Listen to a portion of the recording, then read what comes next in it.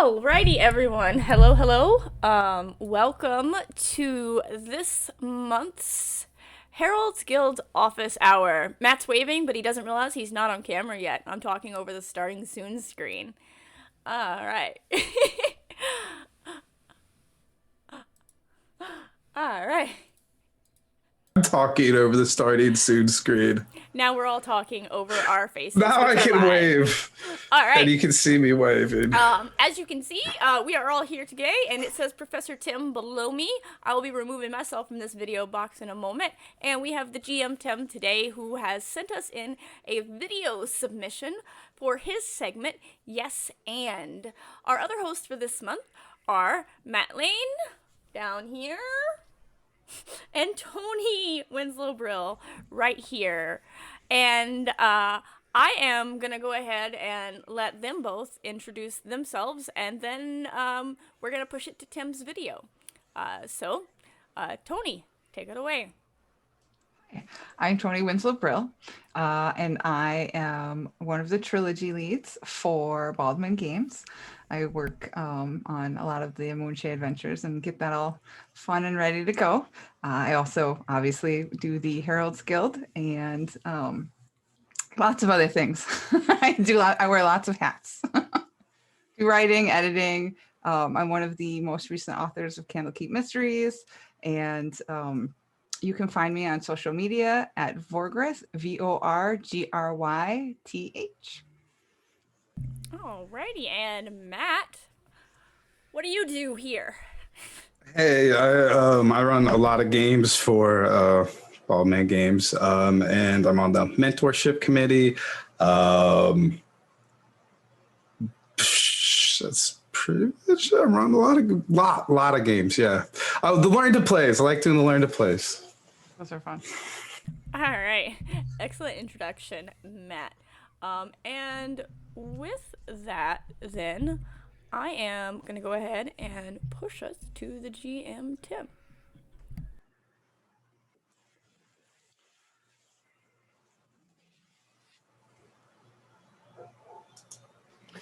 Hey, thanks for having me, everyone. I am the GM Tim, and I am here today to talk to you about Yes and. So Yes and is one of my favorite things to do as a DM, and it's pretty much one of the best toolkits you can use in a DM toolbox. So what is Yes and? Yes and is one of those cool things that allows you to progress the story everyone hear that? without breaking the plot and continue to give players all the agency that they want. I can't and hear it, should but I don't know have if in you a were game. asking me. So let's go through it. Yes and is quite simply yes, in addition to something else that you need to happen. So let's just like break it down. Let's use a really easy one. I want to attack this person.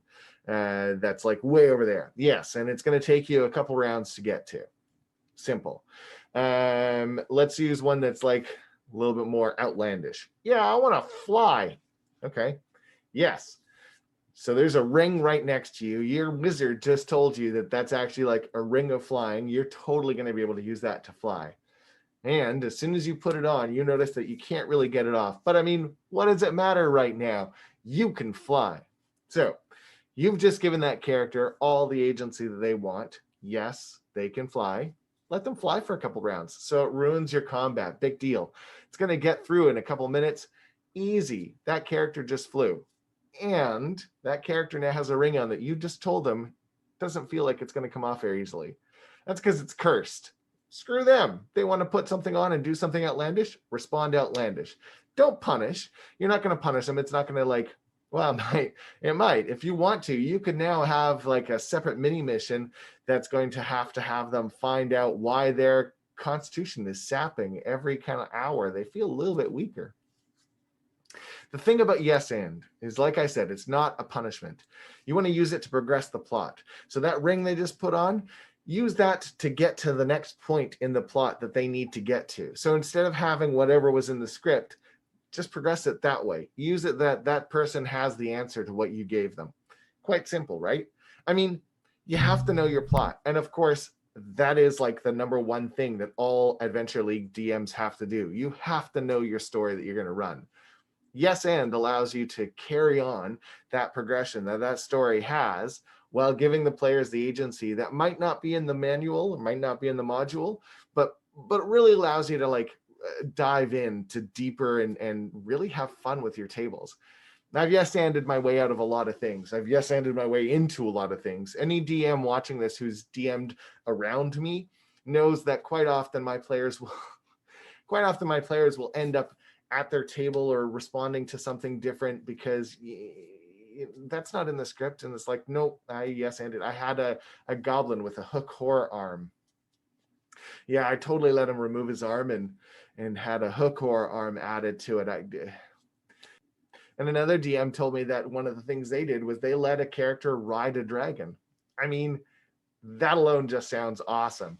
The yes and allowed them to ride the dragon. That player went to other tables and affected their combat because he kind of set it up with the DMs. I might do something crazy just so you have heads up. Is it okay if they come to your table? He let the player know those tables are good to go to. They yes-anded their way into like awesome scenes where you have a dragon showing up with the player riding it and giving you advantage in the combat. That's genius. That is brilliant yes-anding. And in a convention setting, that's one of the best things you can do. I think that's it. Yes, and I mean, it's way more fun than saying no. You have to know your story. Please know your story. That should be like a no-brainer. If you're watching this, you already know that number one to DMing in a league game, know the adventure. If you don't know the adventure, you should not be running the game. After that, sky's the limit. Yes, and your way into some seriously cool game processes. And remember, the rule of cool is usually the best one to go with. Anyways, I'm the GM Tim. I'm on field work up here in Canada. Yeah, I'll hope to see you in 2022. I'll be back soon, though. Bye, everybody. Have a good one. All right. And that was an excellent recap on Yes and from GM Tim. I am going to pass us next over to Tony to talk about common pitfalls that DMs make. I like to have it as pit traps. Come on, Ginny. Sorry, common pit traps, but it's not a pit I was trying to be unless funny. it has spikes. I'm sorry. It apparently didn't work out. That's all right. Okay, so I guess I'm going to talk about some common pitfalls, pit traps, mistakes that new DMs tend to make. And it tends to be kind of usually the same sort of things and the same sort of ones. In my opinion, the biggest one is always just relax. It is okay. You will make mistakes. You will screw up. Just try to go with the flow and, be gentle on yourself. Nobody probably but you is going to know if you made a mistake or an error. You don't need to stress and put that pressure on yourself because your players will pick it up. They'll pick up that you're nervous or stressed or whatever. And, if you're good, you might even be able to fake that, you've been doing this for 100 years and you're really an elf and they don't have any idea. Oh. You're not an elf? I thought you were from the Feywild. Oh, No, sorry. Shh, quiet, dragon. Shh. That's Mangy. Yes. When you're running with your new players, don't be rigid on what exactly has to happen. You need to be flexible because your party is you got to take clues from your players. They're going to totally fixate on the one NPC that you don't have a name for, and they are convinced is a super big bad of everything. And you now have to name Bob because you can't think of anything else because they're looking right at you asking what this guy's name is. So, and it's okay. It's totally okay. And some of the best stories come that way. They come out and they're fun that way. And you would be amazed. Last time I played, there was a pit fiend and his name was Bob. Because of that. There is no wrong way to play D&D.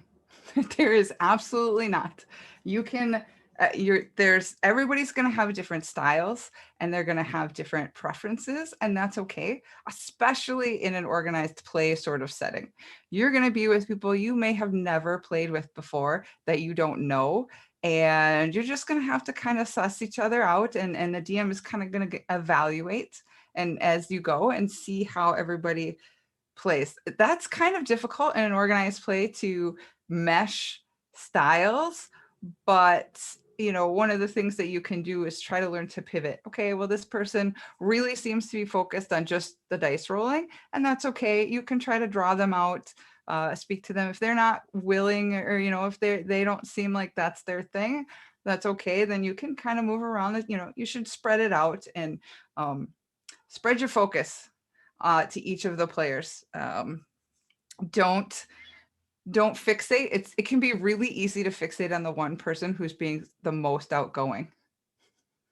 You don't want to do that. I mean, yes, absolutely, engage that person, have them, but you might be able to turn that person onto the person who's not that engaged and draw them in that way. You might be able to be like, you know what? Okay, cool. This person thinks we're going to do this. What does everybody else think? You kind of have to spread your information out and look at it and not be shy and nervous. And that's difficult. That's difficult. You have to kind of work on that engagement sort of thing. The other thing is to not get competitive with your players. And especially if they start to kind of, sometimes people will bug you or whatever, or if they get competitive towards you, your response is to do the same back. And that's not the goal. The goal is to really have everybody have fun and everybody be engaged and enjoying what they're doing. And, if you get competitive, it immediately shuts the table down. All they do is sit there and they get aggravated and they stew. Then you're not having fun and they're not having fun. And you should be having just as much fun as they are. If I'm going too fast, I'm sorry. I'm kind of rambling a little bit. No, I'm kidding. Make the players' choices matter. There is nothing that will disengage a player quicker than having a choice or having an action, or there should be consequences. There should be, things of that sort. Nothing cuts them out and pulls them out of the game and they start getting bored and uninterested than not having, anything matter. So, okay, I'm going to go over to this, barkeep and, I'm going to rob him and I get caught. Oh, but they let me go because, whatever. Players are going to be like, oh, that's stupid. Like they're going to get bored and pull out, So you need to make sure that those actions have consequences and that you try to do that sort of a thing. The other thing, one of the other big things that I think is allow players to interact with each other. Okay. That might sound like straight, something that is weird or whatever, but if players get more invested if they are interacting with each other in character. I know some people don't like to have the players like what they call a cross table talk and stuff, but especially if it's in character, they need it. Then they get into it. Yeah, these two people are talking to your main NPC who is super serious and cranky, but these two players over here, they're actually in character making jokes about his, not shiny armor or whatever. Again, actions have consequences, but allow them to do it because then they're going to be more engaged and more fun, and there'll be a lot of laughs and having a good time and enjoying each other. And you need that because, again, the whole point of this is to have fun and have fun and not, not be stuck in your house all the time because it might be a pandemic and it might be after it and woohoo. The other thing is it is okay to break the rules sometimes. It is okay to, hide your dice rolls, or, it's okay to fudge in favor of the players. It's okay to fudge against the players. You just, the goal again is to make it fun. So if you obviously want a base rule set so that nobody is, thinking the sand is shifting underneath them, because then that gets frustrating too.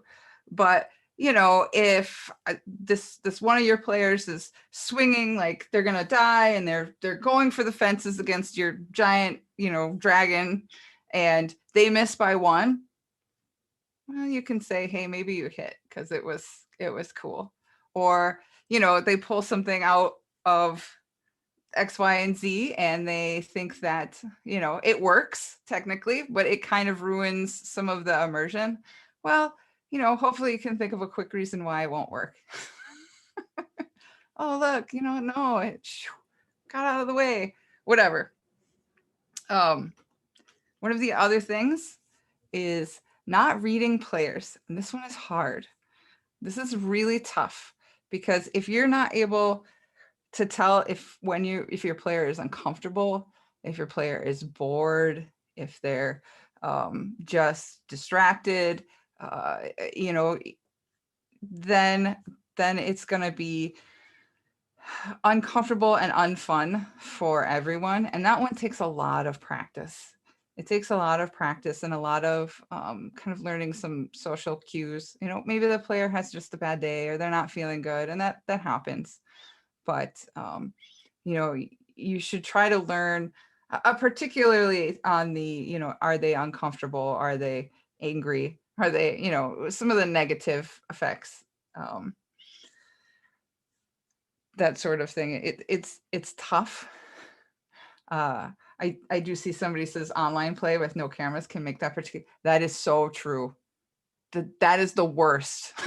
And I am a outgoing, loud person, and it is really tough when I play online if we do not have cameras. It's hard with cameras. It's almost impossible.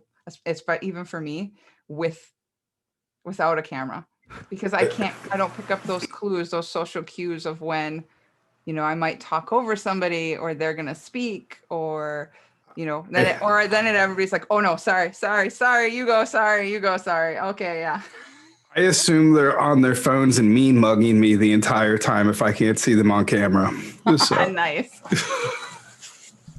And then you have a question in the chat from someone who surely isn't important. What were the mistakes you made the first time you DM'd that really make you kind of cringe when you look back on it, Tony? I know I can remember mine in vivid detail. Do you? What was yours? Because I'm trying to think. Like, I don't know if I had a cringe-worthy one where I was like, "Oh God," but well, no. In hindsight, they're not that bad. But like, I felt like it was the worst thing ever. So not having every rule ever memorized. That was pretty much where I was at. My home group was a bunch of a lot of you who go to BMG conventions know my home group from Knoxville. They are power gamers, with the exception of Jay Anderson, who's not a power gamer, but who knows all the rules. And I had been playing for, I don't know, a month, and they're like, it's your turn to DM. Oh no. The first one obviously was, like you said, panic.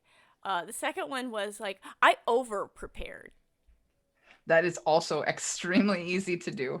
Like, I tried to plan, like, okay, so they're going to do this, which means I'll do this. And players are the most unpredictable thing in the world. You will never prepare for everything that they are going to do. And that is one of the things for the DM is you got to learn to pivot. Learn to thrive off chaos. Yeah, or yes. Pivot! Exactly. Pivot! You've got to learn to be able to take those shocking turns and be like, because sometimes it's cooler than what you had planned. There's been times where I've written adventures and I'll be playtesting it, and then my players are like, "Oh my God, this is what's going on," and I'm like, "Yes, it is," and I'm like taking note. It is now, and as a DM, you've got to be able to do that in general, because you just go with it, and that's again go with the flow. Can I tell you my first time horror story? Yes.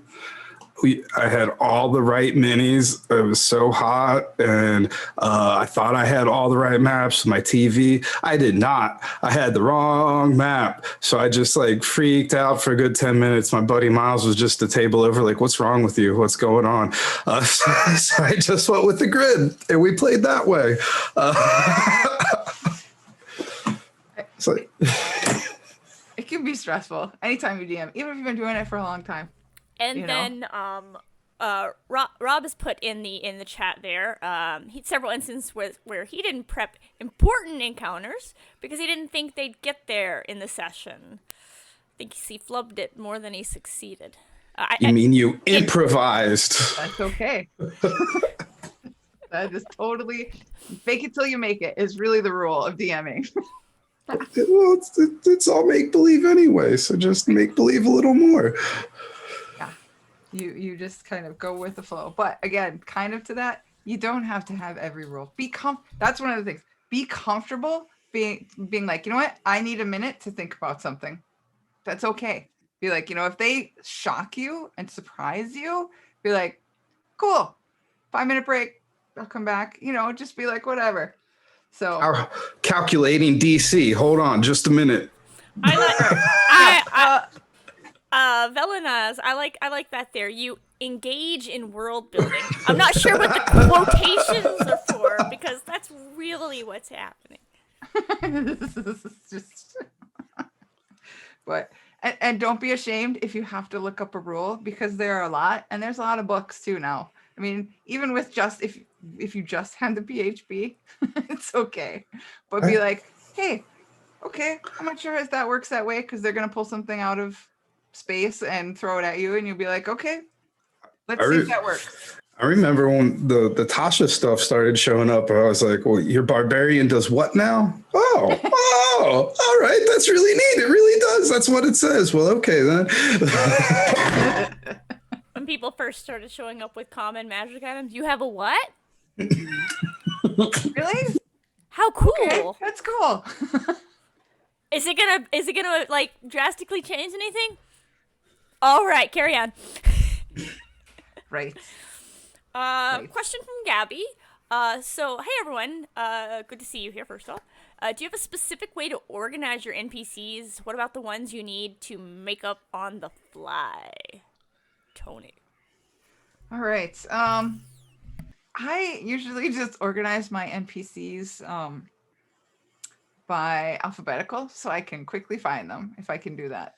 Because otherwise I'll be like, I don't like it when they're like sprinkled throughout the adventure because I kind of usually change the adventure layout to more suit my crazy brain and how it works. And so usually just by alphabetical. I do tend to have like maybe 2 or 3 like generic random NPCs that I just will keep in case they totally go off train. But then it's your job as a DM or an inexperienced one to try to gently wrangle them back towards the plot, even if you have to beat them on the head with it, especially in an Adventures League kind of capacity. Your home game, you can just go wherever they go. But it's a little bit harder when it's a pre-printed module. But that's how I do it. I don't know how Matt or you do it. I like to have the art, the pictures really jog my memory. So I'll find some if I don't have some. But some of those adventures, you know, the Moonshade, I don't know if you've heard of that. They got amazing art in those, and that really, really helps. Those are fun, by the way, to commission and look at. Be like, look at how good this turned out. What about Ginny? You're muted. Oh God, sorry. Said Auntie Tim, not really. I organize my NPCs in that I don't organize them. I usually have oh God, where's my stack of papers that I just had last night? So I have my stack of papers that I'm running from. Actually, this is my coursework, not my games from last night. And when somebody asks about a specific NPC, I'm like, hold on, it's I don't know, fuck it. Make it up.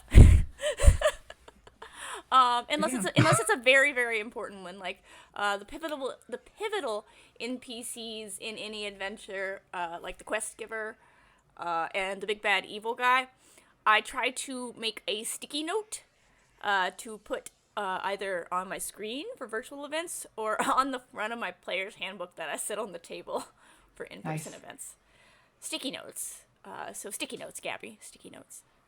And also, Rob, I'm going to mute myself and go away again. Thank you.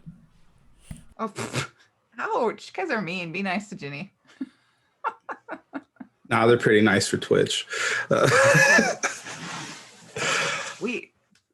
So I mean, those are the worst, I think. And then, like I said before, there's no winning in D&D. That's a joke. Whenever anybody asks me, even my friends who played, did you win? Yes, I played. See how good that is? No.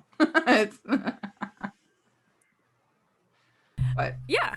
Well, if anybody has any additional questions for Tony about common pit traps that DMs fall into, sorry, I didn't get it right the first time, you can go ahead and drop those in the chat, and we'll circle back around to them at the end when we get to our submitted Q&A. For now, I'm going to go ahead and pass it over to Matt Lane, the Master of Theater of the Mind, to talk a little bit about that. Master of Theater of the Mind. The Theater of the Mind's really cool, right? It even sounds neat. That sounds like an X-Man or something. It's pretty cool. You don't need anything for it. You got your mind, and it's a theater, so you're set. Definitely pacing is really super important in Theater of the Mind because there's no map, because a lot of downtime's spent on, maps. Minis are pretty. They're nice to look at. So definitely keep things moving. Work together with your players. If they is this what it's like? Sure. If that's what you guys are seeing right now, we can go with that. As long as it doesn't change anything too drastically. If that's how they're seeing it and you don't got to explain it that much, hey, your job's already halfway done. Definitely don't have an adversarial style. There has to be a lot more buy-in from your players, and that social contract has to be a little stronger because you can't point at it and say, oh, well, I was here.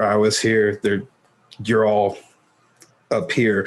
So definitely work with them there. Don't be adversarial because then they won't trust you. Like, well, I thought you said, I'm not trying to pull one over on you. Check-ins and in combat, especially in combat, on rounds, check-ins and kind of a running commentary as to what's going on. So this is what happened on the last round, and now you're up, and they're ready to go and add to that. Visual aids, just because it's Theater of the Mind, picture's worth 1,000 words. You can save a ton of time.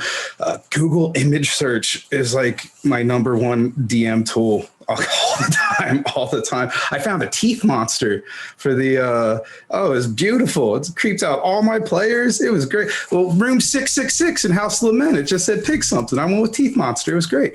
And speaking of, do you have a link to that handy? I'll pop it up for everyone. Carry on talking in the meantime. I want to be grossed out by a teeth monster. Gross. Just look at. I think it might just be my search because I'm weird. Teeth monster, and then Google him. Yeah, teeth monster. Google image search. It should be the first thing that shows up. It's just a face, just nothing but teeth. And then I said the eyes opened up like other mouths. They're so creeped out. But yeah. I'm out. I know, it's great, right? Speaking of timing, pacing, you're kind of going for a more cinematic style, and they loved it. I got that. Use cameras so you can see your player. Reel and hold. It's great in real time. You get to just soak that all in. Then speaking of pace, you're going for a more kind of cinematic style of combat, as it's still a lot of tactics and stuff, and you want to reward that, but it's kind of a more cinematic style. So if they want to talk to the baddies and would talk to each other, free action. It's like anime or Adventurers time. There's plenty of time for smack talk, philosophical discussions in between turns. Why not? You don't have maps, so you can add literally whatever you want. Is there a tree here? Sure. Is there cover? Is there a rock? Yeah, why not? Right there. Like, don't give them like, oh, there's cover everywhere, because that's kind of boring. But if they want a little bit, or they want to climb a tree, go for it. If there's any confusion if there's any confusion at all, always be trying to clarify and catch that. Sometimes players might be way off in what they have pictured compared to you. And sometimes it's easier to just roll with that for a turn. Instead of trying to like go back and pick it. There's my teeth monster. Hey, buddy. Differentiate baddies, right? So on the map, this guy, and on the virtual on the VTTs, you can put different colors on them and everything, different art maybe. But in Theater of the Mind, well, that guy's super swole. That dude has a face tattoo, eye patch, or nasty scar. So I'm going for the guy with the scar. I'm going for the big guy. I'm going for the little guy, or the bandana, whatever. Just little physical descriptions, and it adds a little flavor too. At the same time, it gives your encounters a little bit of personality instead of just all these same mooks in front of you. These physical descriptions. Describe the area as best you can, but try to be flexible. Because if they're like, don't be too vague, but give them an idea. And if they want to fill that in some more, that's great. And it saves you a little work too. And then they have a clearer picture in their own mind of what they're seeing. And yeah, speaking of, lean on your players. So if they're asking questions as well, is this there? Yeah, it looks like because they're already picturing the things they're asking about. So just give it to them. You don't have to look up any pictures or anything because it's all make-believe. Opportunity attacks. If players remember stuff like, well, shouldn't I get an opportunity attack here? Well, yeah, you should go for it. But on the same hand, like I said, that contract has to be a little stronger. So when you're like, well, I got an opportunity attack, then they're like, oh yeah, that's right, you do. Be fair. Descriptive language. That's one of my weak points. I work on that a lot. Adjectives. With the horror stuff, it's easy. You just get into the textures of things, and it really creeps people out. Mottled, veiny. You just read a lot. Especially descriptive language stuff. Like Gormenghast, Titus Groans. That's really good for that kind of thing.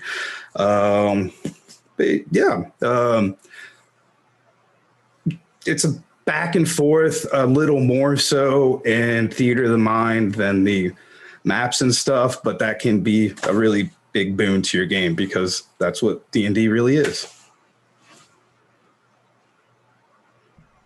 Questions? Did I talk too fast? You do talk fast, but I'm just thinking about adjectives now. So if anybody has any adjectives to send to Matt, other than slowly. Actually, that's an adverb. Talk slowly.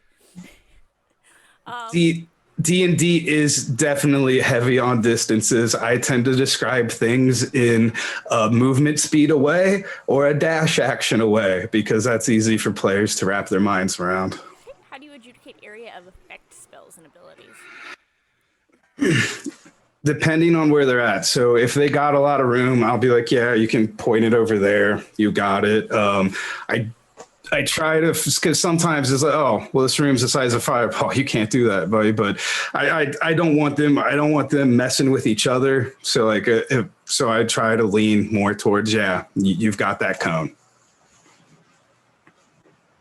I actually end up keeping notes as we play. Like, okay, there's these two characters that are standing next to this guy. These two characters that are by the door. Just so it helps me, especially if I'm because I'm working with the same thing. I don't have, I'm not seeing a map either. So I'm like, okay, I'm going to attack one of these people because I have a note that says they're standing next to me or they're close. You're talking about my little X's and O's diagram that I'm constantly scratching out and redoing while we play. That's my little high school football coach diagram Nice. I do for him. Yeah.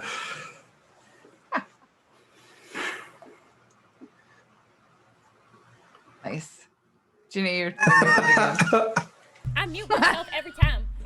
My little notebook where I have my little indicators over here on the side as to who's engaged in melee with what.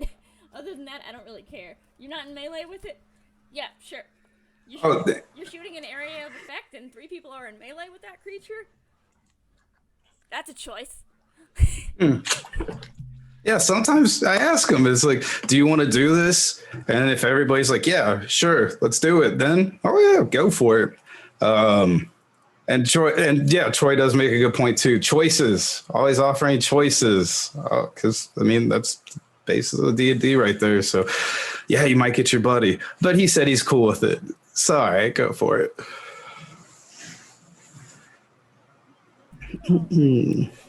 I am going to go ahead then and move us to the questions that we had submitted, which I'm going to pull up over here so I can see them.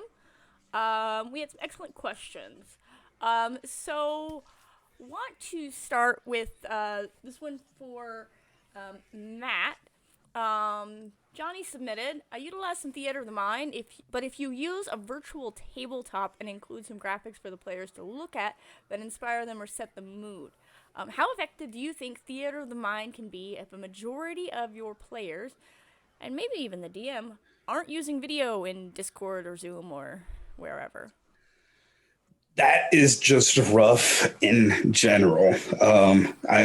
We obviously run the public games for Ballman Games and everything, so I beg and plead with my players and spend $10 a month on Zoom to give them the option. Because I like to see the reactions. I need to, and it helps other players too. And it's even a really good safety tool because it gives me instant feedback. I can see the look on somebody's face, and if they're like, I'm like, okay, that's too much. Maybe I shouldn't have put that teeth monster in there. But no, nobody did that this week. Everybody's cool with it. They loved it. But without the visuals, I'd try and, I guess, focus on getting the flow down more than anything, the back and forth, because like on this, we're using Zoom right now. So like we got the green, yellow, green box around. I use like that. That's the speaking stick in my game. Discord can be a little tough because people can't talk over each other because that's how it's set up, where Zoom kind of moves audio around. But I would focus on getting the back and forth flow down more than anything, because that's going to be the hardest thing to do without audio and video, and it'll save you time so you have more opportunities for other fun things. It is the hardest thing possible to not use video for me in general when playing or running, because again, you're not picking up those social cues, you're not picking up things from people. I just assume they're just on their phone and this guy. I can't see it, so I don't know. Ginny, you're muted again. God. Okay. I always request video as well for my games. I don't require it. Yes. But same. There's a little bit of a little bit of like everyone else is using it and you feel shamed if you're not using it at that point. And I kind of lean into that. All right, next question could be for either of you, or anyone else can chime in if you've got an answer as well. Johnny again wants to know, what's a realistic table size for regularly run games? I run into a logistics issue with some modules where the map size does not accommodate 6+ players. So unless I want to redesign the maps, it gets crowded really fast. And then he makes a nod. Looking at you, Candlekeep Mysteries. Some of those maps are small in scale. The hanging out in the sewers in Waterdeep. It wasn't mine. No, it wasn't yours. I did a too big of a map. They squished it down. We squished it down a little. I squished it down. Yeah, no, I just upscale. So the squares are no longer 5-foot squares. They're 10-foot, 15, 20. How big do we need them to be? That's how big they are. So the map can fit your purpose. It should work for you, not the other way around. That's the easiest way to do it. Generally, I use 5 to 6 players, and although sometimes I will say that the maps are small like that on purpose. Right. So you have to be careful and be aware that they're not intentionally trying to limit your players and getting to a certain spot by having it be not enough space for everybody to pop around. They're supposed to be claustrophobic. In some areas, you're meant to have to squeeze. In some areas, you're meant to have to make a decision. Do you really want to drop a meteor swarm in here? Always. Yes. By the way, yes, I do. I have no regrets for my entire party that I killed in Storm King's Thunder, okay? No regrets. If you're listening, no regrets. So this one kind of could go for anybody. I think they're talking about specifically for Belmont Game Virtual Weekends. Is it recommended to volunteer to run non-Adventurers League content? Well, we just had a whole weekend full of lots of non-Adventurers League content. How do you guys think it went? I loved it. You saw my teeth monster. I hate it. Thanks, I hate it. It's the worst. But yeah, I don't think that there's a different. I mean, as long as everybody's having fun and you know the rules, and I don't think it matters, or there's no negative connotation to not running Adventurers League stuff at all. I think it's great. You're going to get more players the more variety you have. But yeah, anything you think people will be interested in, I would say run. If you think there'll be people signing up, totally run it. I love Adventures League and getting people into Adventures League. So like when I run something not Adventures League, I feel like I missed an opportunity. But I really, but no, there's plenty of stuff out there to run. Like Jane was saying, we had the Van Richten stuff this past weekend. I ran where is that? The Stranger Things starter set. I'm probably going to run that again when the new season comes out, because hopefully people hype on that again. And I will say though, as a, I don't know, friendly caution, if you are running something that isn't like the newest Adventures League content or whatever, the onus is kind of on you to get your players. Dave's not out there being like, you should come play Jim Bob's Thing that he wrote himself and that he's running himself. But, you do also have the platform. Virtual Weekend is a platform, and if you've sold it to Dave and Dave thinks it's great content, and obviously you got to believe in it for Dave to believe in it, then, try it. See if people love it. I mean, there are plenty of DMs who are running non-Adventures League content. I know Graham's been running his Dark Flames stuff. I'm a little biased. I've been running Theros stuff. I was about to say a bunch of people have been running Dungeon Craft stuff, but that is Adventurers League. Dave may say that he believes in nothing. But Dave believes in letting you succeed or fail on your own. Nice. Get out of his yard while you do it, though. Noted. Yeah. So. Sink or swim. I mean, if you're gonna bring it, then you've got to believe in it. You've got to sell it. You've got to pitch it. You've got to make people believe that there's value to their time. Is there a lot of Theros stuff? There's a whole book, Rob. There's totally a whole book. In DDAL? No, there's none. There's none in DDAL. It's not a thing. Anyways, next question on to, which we've got a couple of them that kind of go together, but this one is more about before the event. Do you have any secrets to getting players engaged before the event? So that could either be specifically before the virtual weekends or before events in general. Let's talk about virtual weekends first. Any tips on getting your players engaged and at your table? This has been a hot button topic. Beg, plead, let them know how desperate you are. Ask them to just leave an emoji. I've tried to make it as simple as possible, even just an emoji, just so I can see your screen name, know you're in my room, and it's still pretty rough. I'll be just let me honest. know. I'm gonna put John Christian on the spot. You're here in chat. Tell everyone what you do, because I thought it was great, so I stole it shamelessly. Oh wait, we stealing from John? What do you got? Yeah. But just I mean, my experience from virtual weekends and then just like other virtual events, like I just organized a 10-day long charity convention, is you have to have, yeah, I know it was, and then I went straight into Jasper's game week, and then I went straight into virtual weekend. I'm tired. I did that too. This is fun. But you have to have you have to be active if you want them to be active. You can't just put your, hey, this is the table for House of Lament on Friday night. Yeah, you have to draw them in, and you just have to kind of, even if you feel like you're blabbing like too much to yourself, eventually they'll get tired and they'll answer you. They'll all answer you at least once usually. I'm not completely ignorant here. I do have some insight. Beg them to have their friends and family show up. That's actually worked for me a lot. I'm like, hey, you got somebody who wants to learn D&D too? Go get them to play. It's more fun when you play with your friends. So go grab some friends, get them in here. And it does lead to some better tables when you got a couple of players that know each other already. That's actually an excellent point, Matt. So Matt's even getting them engaged, like not even at a specific table, like in between the games. Got the players hyped, got them going, got them talking to their friends. So as soon as Matt's tables are open, they want to be like, Matt, I brought my best friend. Fill my table for me, please. Yeah. So I've also noticed that players that tend to sign up if I'm doing Theater of the Mind tend to be more engaged before the game for whatever reason. That's probably just some rando thing, but for me, that is almost always the case.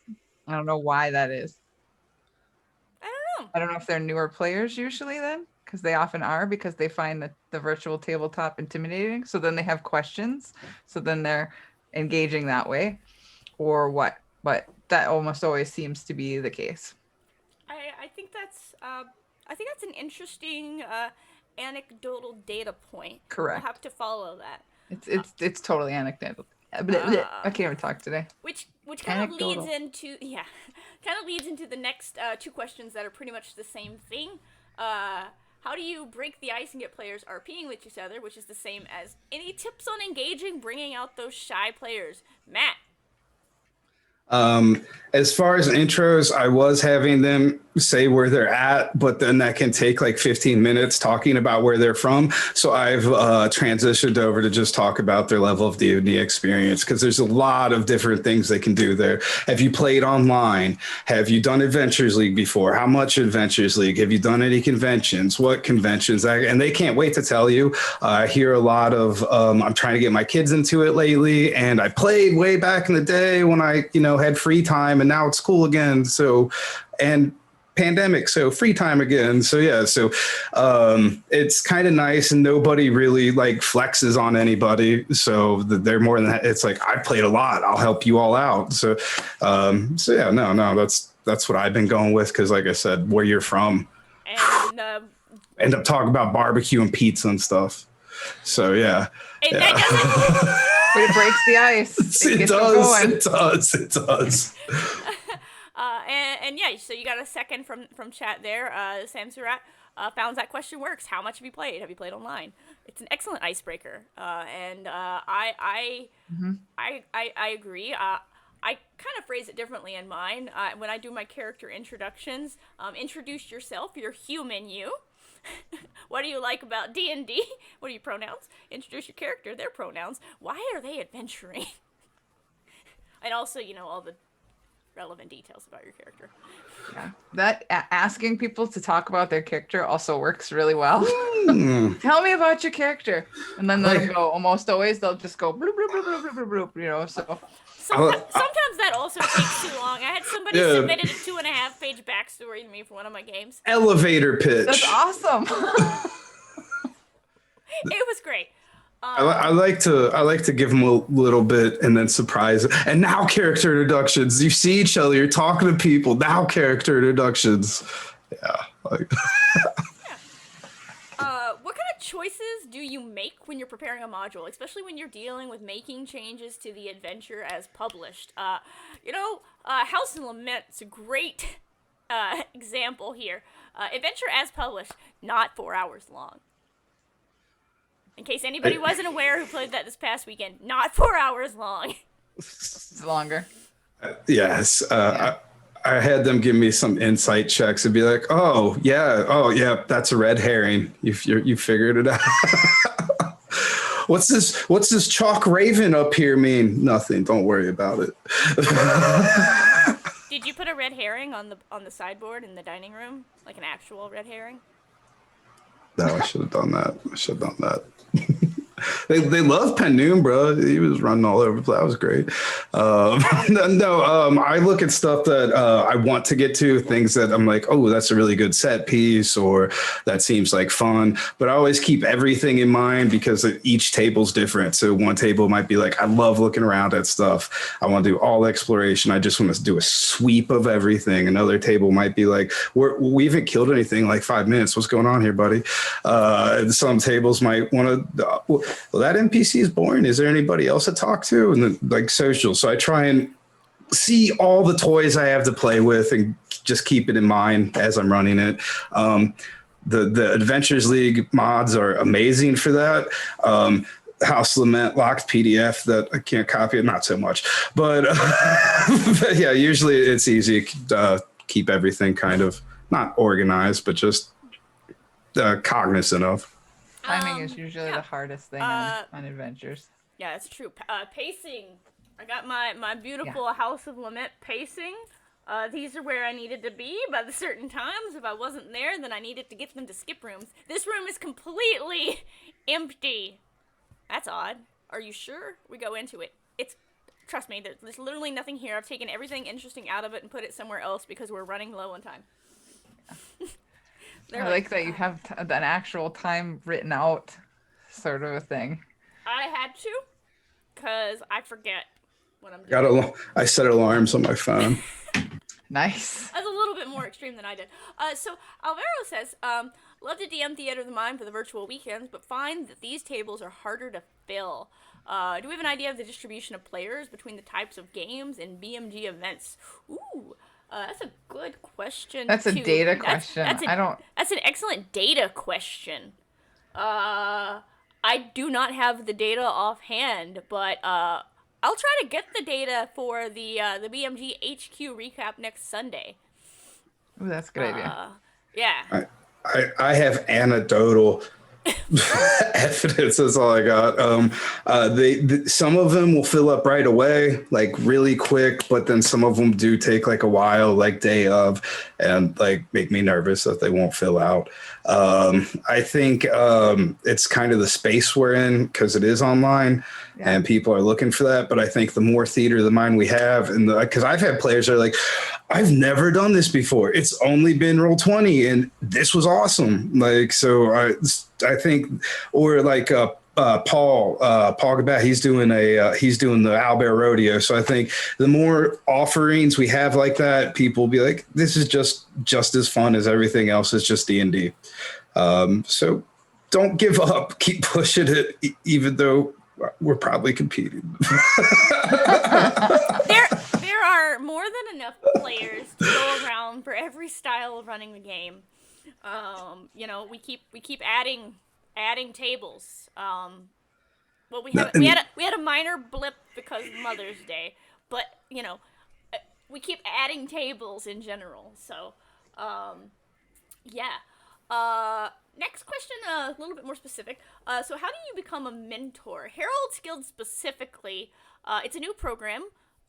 Still working on figuring all of that out. But definitely, if you're interested, express your interest in the Heralds Guild Discord server. If can get in it, there's the mentorship out now. If you're a new DM, you can see that channel. Not all of us can. Oh, sorry. So if you want to become a mentor, you probably can. Be helpful. You're trying. Yeah. But yeah, just express your interest there as the program grows and expands. We'll probably come up with actual pathways to doing that. But in general, though, to be a mentor, help people. That's it. Yeah. That's the whole secret. I spend a lot of time answering questions. Yeah. And that's okay. Hang around like Spencer. Answer questions. Stay up till 6 a.m. with me at Low Miller's after the toast. That's too much. Even that's hardcore, man. So those And are then run a those are- game at 9. Those are both extreme examples. You neither have to stay on Discord all the time like Spencer, nor stay up to 6 a.m. like Matt, okay? Those are freaking me out. And yes, if you find yourself being extraordinarily helpful, Dave will put you to work. Yes, you will. That's Yes, you it's will. a meritocracy. Yeah, just show you're useful. So kind of the opposite of shy players. How do you deal with a player monopolizing the table? This is a great question. That's hard, only because I tend to be a loud player. I play very demanding tieflings. They have a lot of questions for all the NPCs. So yes, I'm guilty of that as well. There's an important distinction between loud and monopolizing, though. That's true. So as a DM, you have to be aware of that happening because it's very easy to just be drawn in by that player and only be talking one-on-one with them. So what you need to do is be like, okay, you have your time with the person who's loud, but then you have to very specifically be like, so Bard, what do you think? You have to call them out and just move around. Otherwise, people will kind of fade back into the background and they might not have anything to say at that point. But the more you do it, the more they keep they'll start kind of working and kind of volunteering a little bit more. And that kind of goes back to the video stuff too, because it's a lot easier because somebody could be sitting there like, like, yes. And if you can't see them, you can't see them, and you don't know they want to talk. But refocus, move the spotlight around. I hope some players do want to dominate the table, but usually it's the co-op game, and they want to try and get them to talk to the other characters in character too, because then it's an interaction with both of them. I've had an experience recently with this, and when someone's doing that, they're not always doing it maliciously or malevolently. Right. Sometimes they don't even realize that they're doing it. They're just so gosh dang excited to talk about all the cool things they put together for their character, and they've read a lot on the background and the lore, and perhaps they did a lot more research than anybody else about the specific thing. And so they just want to contribute to literally every single thing. So it's okay to be like, it's a great idea, but if you can wait a minute, I want to see what everyone else is interested in doing right here, and we'll come back to you. Yep. And then, also, initiative is a great way to be like, not your turn right now. Like, literally not your turn. Yeah. And if you have some quieter players and some more active players, if that quiet person, again only with the video, but if that quiet person that hasn't said anything for 15 minutes wants to say something, I'm gonna need everybody else to shut up because you've been talking this whole time and they wanted to get in on this too. They're playing as well. So yeah, definitely. I guess yes, that goes into the initiative thing too.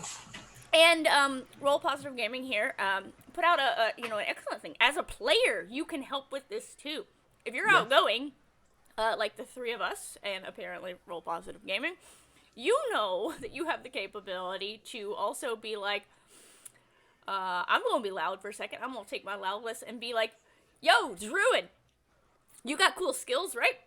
What would you do here? Yep. And then, that pushes it to someone else, rather than the rogue who's been monologuing for 5 minutes.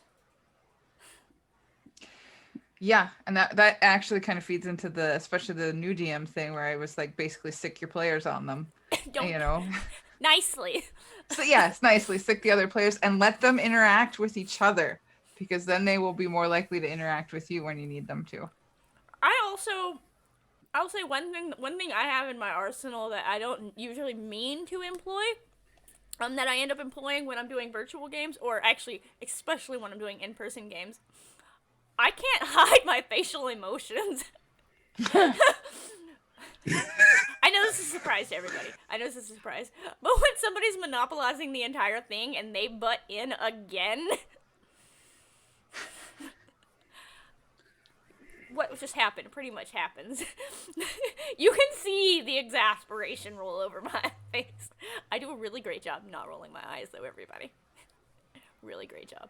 And you have to be aware that it's a lot harder online, even with a camera. So, like for me, sometimes I find myself, because I'm so outgoing, and then I catch myself saying, so then I don't want to do that. And then I get the opposite. Then I get really quiet because I don't want to be rude and talk over people. And so people are still kind of sometimes trying to feel that out. And you've got to be a little more patient with stuff when you're doing that kind of a thing. I mean, obviously all this stuff happens in person too, but right now everybody's still virtual. So. Latency certainly does play a part in people stepping on each other's toes in virtual tabletop games. I find one thing, especially in Discord, that helps as the DM is have the DM have the ability to be priority speaker. Sure, you've been talking, so Discord's gonna favor you. But if the DM can butt in over top of you, it's helpful. Or like Matt said, Zoom is a lot better for. Better or worse, it really depends on your perspective on the matter, for letting people talk over each other more easily. See, you got the speak now. I have the speaking stick. See how it works? The green box I got. You can't see it on stream, but we're on Zoom right now. It's true. And while Matt was full on talking there, even though I made a sound in the middle, I didn't get the speaking stick. He had to shut up first. That doesn't happen often. No. All right, everybody. Well, we are coming to the end of the time. If you had any last questions that you want to put in for Tony and Matt, please do so now. This has been a great conversation. Thank you all for contributing. Thank you, Tony, for your words of wisdom. Thank you, Matt, for your sage words of advice on how to engage people without a virtual tabletop. It's a skill. It's certainly a skill. I mean, honestly, thank you, chat. You've all had great feedback as well. We all have opinions. I know. Weird.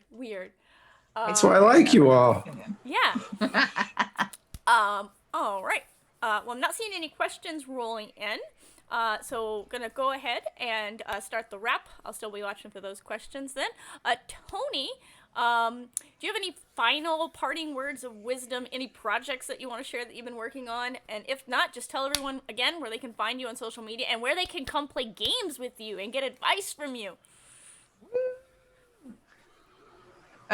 You can find me, like I said, mostly on Twitter, Discord, at Vorgryth, VORGRYTH. Just ask. I promise I'm not mean. I promise. Okay. Might be a little mean. No, I'm kidding. It depends how much her foot hurts her. Yes. That is why I have not been doing as much of the virtual weekends right now, because I can't sit at a desk for very long. My foot still swells up like crazy. I broke my ankle a couple months ago, and it's angry.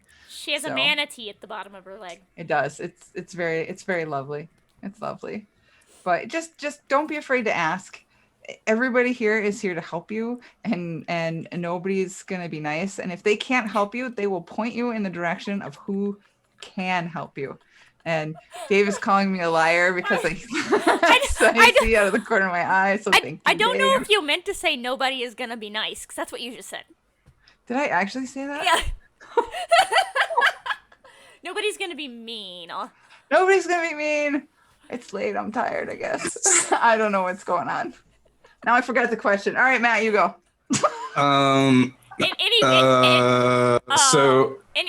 Anything you want to promote other than being if you haven't seen your work in Candlekeep? Yes, Candlekeep is the newest thing. I'll also have adventures. You should check out the Pot-Bellied Kobold by Jeff Stevens Games. That's awesome. I have a few things that are in the hopper, but I kind of put some stuff on hold while I dealt with my foot and my basement breaking and flooding with sewer. So it was so gross. All right. So I've been Sounds dealing fun. with real life. So I kind of put all my projects on hold for a little bit while I kind of dealt with all that stuff. But I'm kind of gearing up. That's all fixed, and I'm gonna start pumping out stuff again. I think soon. Now that you're done pumping out water. Correct. I literally had to have a truck. They called it a suck truck. Go and suck all that stuff out. It was gross. All right. Matt. Suck truck. Sorry. Sorry. You have anything cool going on that you want to share? That was me. I'm Impact RPG in the chat on Twitter and stuff, but I don't care. I'm Matt Lane in Discord though, and I'm one of your mentors. So if you have any questions, don't hesitate to ask. Ask me or John or who else is in here? Who else is in Troy, any of us. We're all more than happy to help y'all out. We want y'all to succeed and run fun games. Yeah. And we're nice. Yes, unlike what I said. It's true. If they have the little orange names say they're a mentor, then they're nice. To you, anyways. Apparently Tony's mean.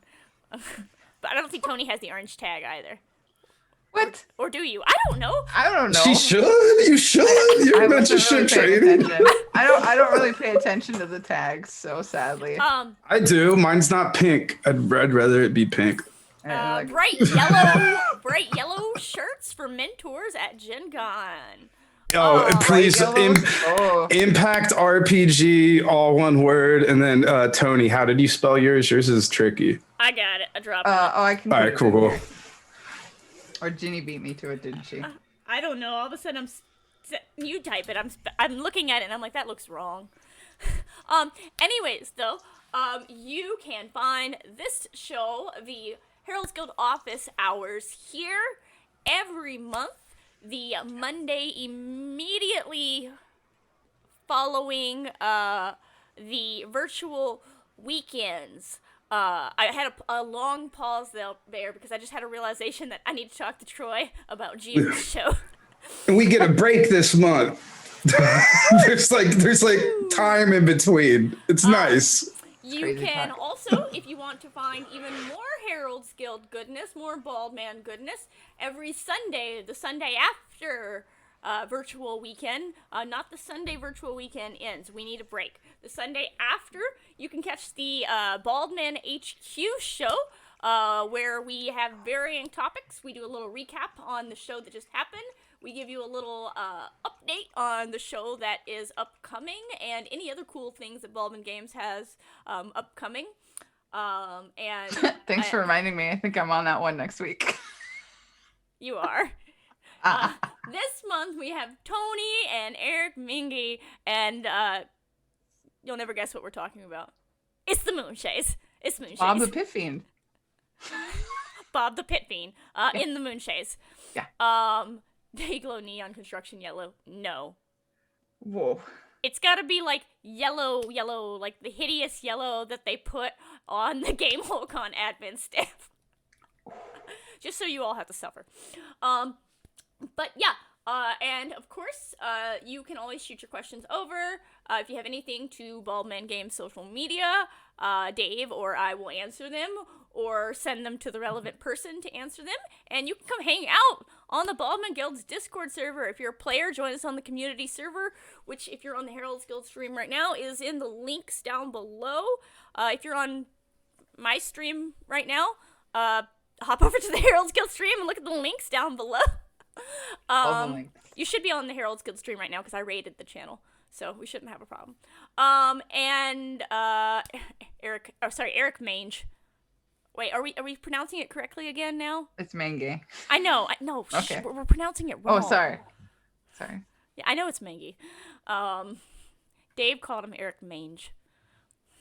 That does not surprise And if you are one of the Baldman DMs, then why have you not joined the Heralds Guild Discord server already if you're not on it? Woo! But yeah, join us. hang out. Yes. Come DM.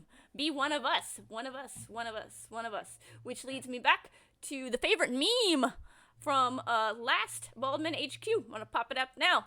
Start working these cons. Gain the staff's trust. Your staff forever. Oh, God. Your staff forever. Yes. Yes. Don't say no. You can't say no. Once you show that you're competent, you're in forever. You're in forever. But yeah, forever. Especially if you're bald. If you have long hair, you get an exemption. Matt, your hair's long and flowing. You got the exemption. But yeah, before we prattle on forever and ever and ever, we are already over an hour, so I'm gonna go ahead and call it a night, and join us for the next Baldwin stream, next Sunday, 9 p.m. Eastern. All right, y'all. Yeah. Thanks. And as always, they're all Baldwin Games, and you're all Baldwin Games. Social medias are right here